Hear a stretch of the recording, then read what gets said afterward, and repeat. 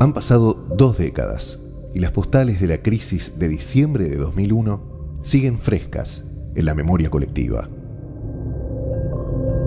Y aunque las calles, las plazas y las avenidas mantengan su trajinar cotidiano y los comercios abran sus puertas sin rumores de saqueos y los edificios públicos se protejan con rejas y los monumentos no estén cubiertos de consignas de hartazgo, el recuerdo de aquella Argentina incierta, sin brújula ni futuro, nos duele y nos interpela.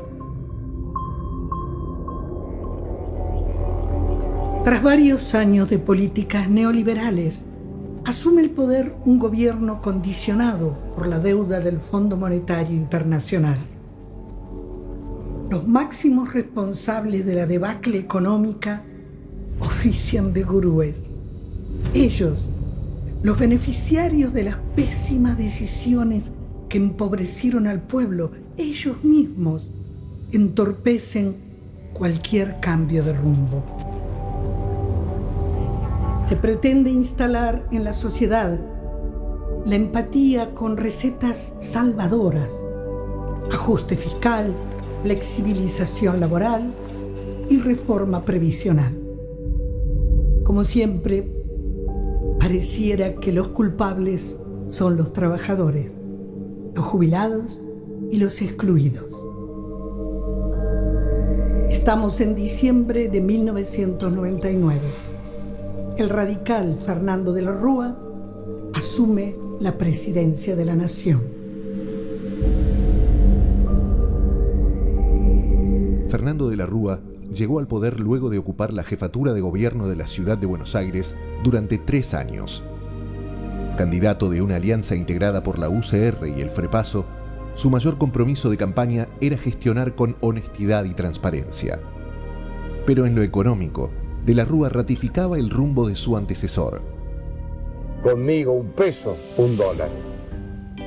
$1, $1. Ironía del destino. En aquel eslogan proselitista se escondía el secreto de su estrepitoso fracaso. A pesar de que el modelo de la convertibilidad ya estaba agotado y desde 1998 el país había entrado en un grave proceso recesivo, de la Rúa apostó por medidas económicas ortodoxas que no inquietaran a los mercados ni fueran a contramano del consenso social que aún sostenía la paridad entre el dólar y el peso. Como tantas otras veces en la historia de nuestro país, se impuso la receta del ajuste fiscal y nuevamente la pesada herencia de la deuda externa recayó sobre los sectores más vulnerables de la población.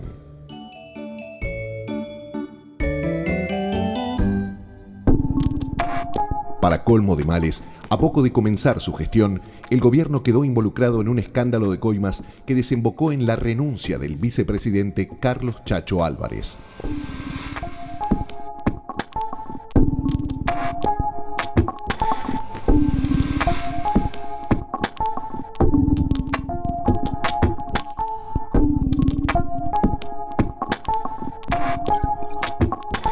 Durante el accidentado mandato de Fernando de la Rúa, se sucedieron 3 ministros de Economía: José Luis Machinea, Ricardo López Murphy y Domingo Cavallo. Cavallo, padre de la convertibilidad como ministro de Carlos Menem entre 1991 y 1996. José Luis Machinea duró en el cargo apenas 13 meses. Su gestión se recuerda por el aumento de impuestos a la clase trabajadora, quitas a las jubilaciones, reducción de salarios estatales y supresión de organismos públicos, todas medidas antipopulares. El primer ministro de Economía de la Alianza consagró su paso por el Palacio de Hacienda con una megamillonaria toma de deuda del Fondo Monetario Internacional, camuflada bajo el nombre de blindaje. El blindaje es una operación económica, política y financiera inédita que genera un fondo de garantía tan grande para el país que despeja cualquier amenaza o duda sobre el futuro de la Argentina. El 2001 será un gran año para todos. Qué lindo es dar buenas noticias.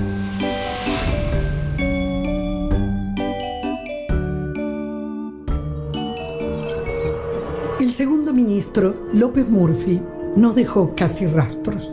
Tuvo que abandonar el gobierno tan solo 15 días después de haber asumido. Acorralado por su propia falta de coraje, De la Rúa supuso que el único en condiciones de desactivar la bomba de la crisis sería quien la había detonado años antes: Domingo Felipe Cavallo. Mediante superpoderes otorgados por el Congreso, Cavallo gestionó una operación de mega canje que le permitió postergar vencimientos de diversas deudas por 3 años a costa de intereses mucho más altos y un monto mucho mayor. Lejos de resolver el problema, lo único claro con vistas al futuro fue que el gobierno no podría cumplir jamás con las metas acordadas con el FMI. Comenzaron a intensificarse los rumores y los pronósticos. Argentina entraría en default. Julio de 2001. Se sanciona la ley de déficit cero para recortar en un 7% el presupuesto nacional. Los salarios y las jubilaciones se reducen en un 13%.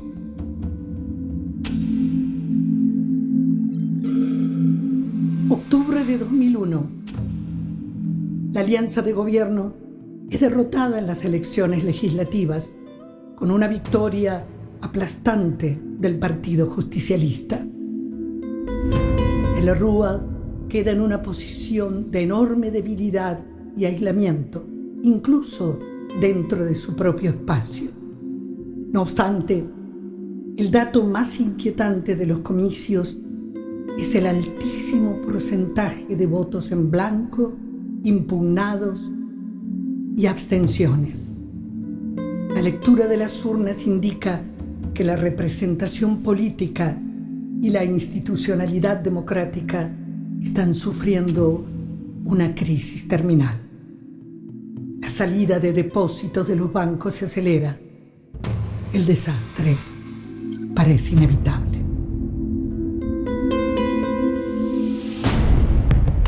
Diciembre de 2001. El FMI interrumpe el flujo de fondos hacia la Argentina.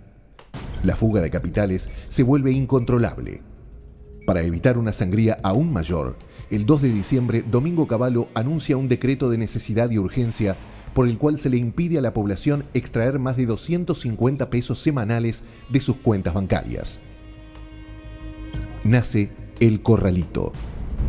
Bueno, lo importante es que la gente sepa que tiene disponible y lo puede utilizar para lo que quiera a su ahorro en el banco. Y si quiere comprar un departamento y pagarlo con esos ahorros, no tiene ninguna dificultad. Lo único que va a tener que hacerlo con un cheque o con una tarjeta de débito. El dinero queda atrapado en los bancos. Los ahorros de los argentinos se convierten en botín de una guerra económica y financiera que licúa sueños, proyectos y esperanzas.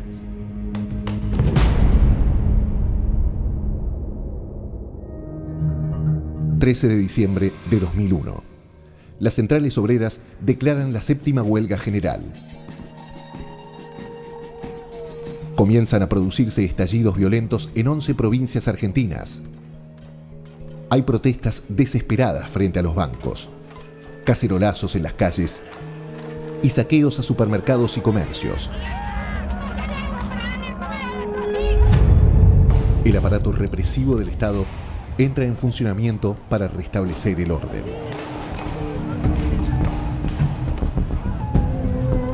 El 19 de diciembre de 2001.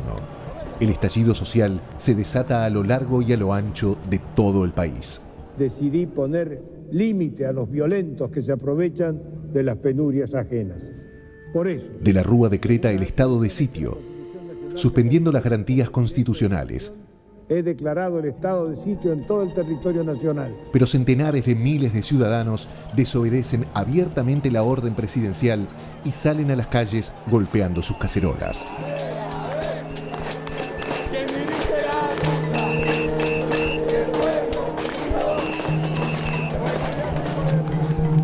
La población se autoconvoca en centros urbanos de las ciudades.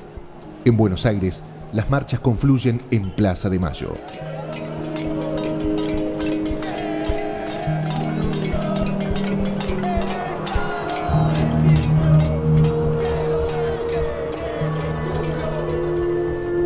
La Guardia Presidencial del Regimiento de Granaderos a Caballo se alista en la residencia de Olivos y ante la Casa Rosada, en cuya entrada se instala una ametralladora calibre 12-70.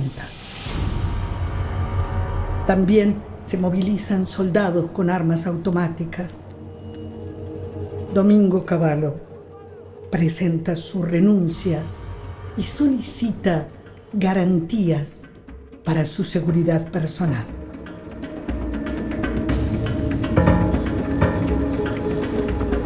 ...20 de diciembre de 2001... Las protestas son brutalmente reprimidas. En Plaza de Mayo, la policía montada ataca a las madres de Plaza de Mayo. La jueza federal María Romilda Servini de Cubría impone su presencia para detener la represión, pero es alcanzada por los gases lacrimógenos lanzados por la Policía Federal. Las imágenes de las fuerzas de seguridad disparando a mansalva por las calles céntricas son transmitidas por los canales de todo el mundo. Hay muertos y heridos en todas las urbes de la Argentina.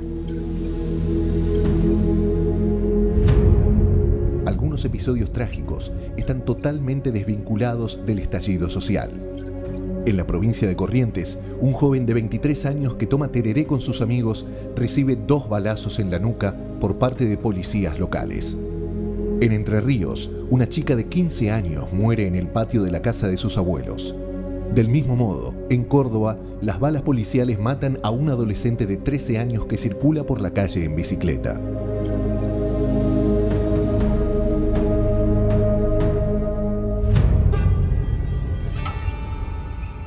Responsable máximo de esos y muchos otros asesinatos cobardes y desgarradores, a las 4 de la tarde del día 20, el presidente de la Rúa llama a la oposición a través de la cadena nacional para constituir un gobierno de unidad.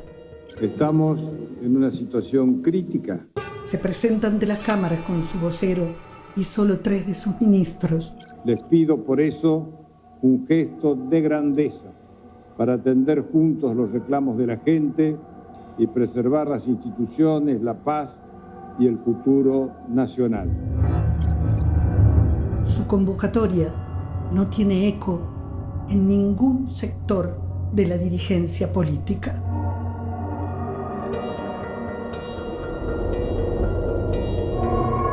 Finalmente, a las 19:37, el presidente presenta su renuncia. En su último decreto, De la Rúa habilita las acciones de las fuerzas represivas y las enmarca legalmente dentro del contexto de conmoción interior. A las 8 de la noche, la multitud que batalla contra la policía en la plaza principal y sus calles aledañas alcanza a ver el helicóptero presidencial que despega de la azotea de la Casa Rosada. De la Rúa se va.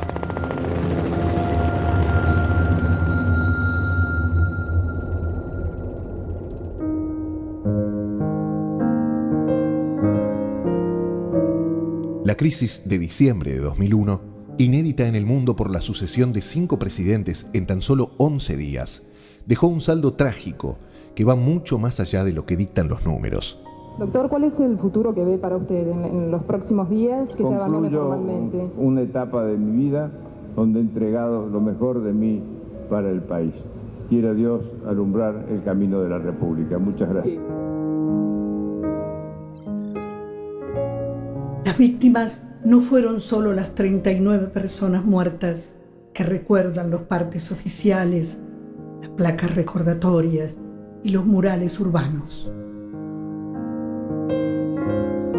El pánico y la incertidumbre desatados durante esos días en los que miles de personas lo perdieron todo, provocaron posteriores muertes por enfermedad o depresión.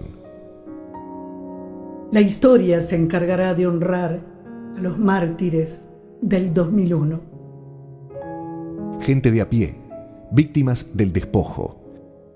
Distinta, muy distinta será la suerte de los responsables políticos del estallido.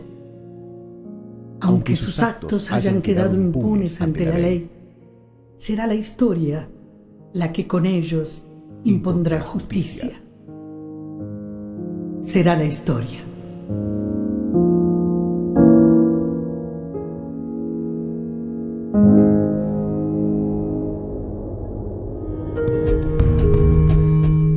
Hoy es un día triste, objetivamente es un día triste. Objetivamente es un día donde los argentinos nos enlutamos para recordar la muerte injusta de muchos argentinos y muchas argentinas. Solo estamos acá para rendirle tributo a las víctimas de la violencia institucional. Y espero que esta placa que vamos a descubrir ahora sea el homenaje que reciban los que ya no están, que sepan que sus nombres quedaron grabados en la memoria colectiva y que la vida que entregaron no ha sido en vano.